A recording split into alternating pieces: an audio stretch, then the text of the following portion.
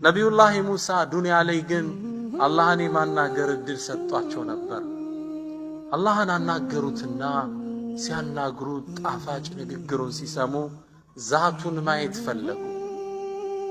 ወለማ ጃአ ሙሳ ሊሚቃቲና ሙሳም እኛን ለመገናኘት በመጣ ጊዜ ወከለመሁ ረቡ ጌታህም አነጋገረው።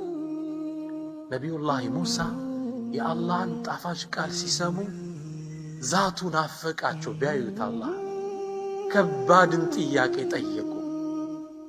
ቃለ ረቢ ጌታዬ አሉ። ከፍ አሉ ከንግግር አልፈው አሪኒ አንዙር ኢለይክ ተገለጥልኝ ልይህ ጌታዬ። ይማቸውን ይጠቁማል ይላሉ ዑለማዎች። ምን አይነት ስሜት ነው አላህን ለማየት መመኘት? አሪኒ አንዙር ኢለይክ ልይህ አሉት። የቁል ቁርጡቢ ምን ይላሉ? ነቢዩላህ ሙሳ አላህን ሲያናግሩ በጣም ተማረኩና አላህን ለማየት ጓጉ። አላህ ግን ምን አላቸው? ቃለ ያ ሙሳ አንተ ሙሳ አላቸው ለነቢዩላህ ሙሳ ዓለይሂ ሰላም ለን ተራኒ እኔን ልታየኝ አችልም። ዱንያ ላይ እኔን ፍጡር አያይ። ይሄ የተፈጠርክበት የሰውነት ግንባታ የኔም ብርሃን መሸከም አይችልም። የአላህን ኑር መሸከም አይችልም። ለን ተራኒ ያ ሙሳ ዱንያ ላይ ልታየኝ አችልም።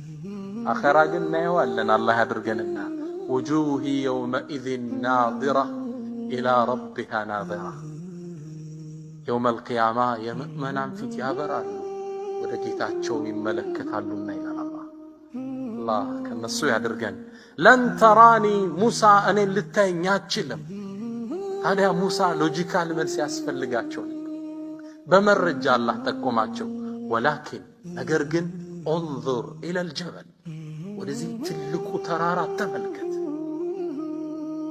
አለቱ፣ ድንጋዩ፣ አፈሩ፣ ጠጠሩ የተገነባውን ወደ ጠንካራው ተራራ ተመልከት። ኡንዙር ኢለል ጀበል ለሱ ገለጣለሁ። ፈኢን እስተቀረ መካነ ተራራው የኔም ብርሃን ተሸክሞ ቦታው ላይ መጽናት ከቻለ ያኔ አንተ ታየኛለህ። ፈሰውፈ ተራኒ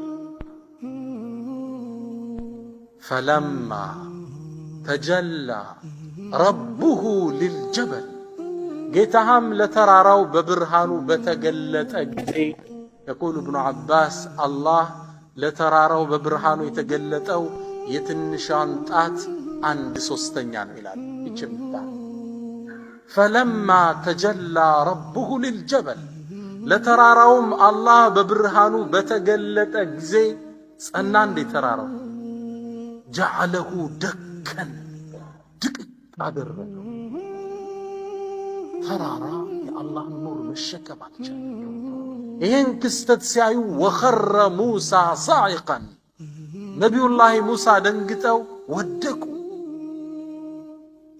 ለብዙ ጊዜም ካሸለቡ በኋላ ፈለማ አፋቅ ሲነቁ ቃለ ሱብሓነክ ጥራት ይገባህ ጌታዬ፣ ዱንያ ላይ አንተን ፍጡር ላይ አይችልም። አንተ ሀያለ ሱብሓነከ ቱብቱ ኢለይክ ወደ አንተ መለሳለሁ። እንዲህ አይነት ጥያቄ አይደግመኝም። ወአና አወሉል ሙእሚኒን እኔ በአንተ ትልቅነት ዱንያ ላይ ስላለመታየት ካመኑት የመጀመሪያው ነኝ። አላህ ጀለ ጀላሉ አላህ ሀያል ጌታ። ይህ ሀያልነት ውስጣችን ሊሰፍን ይገባል።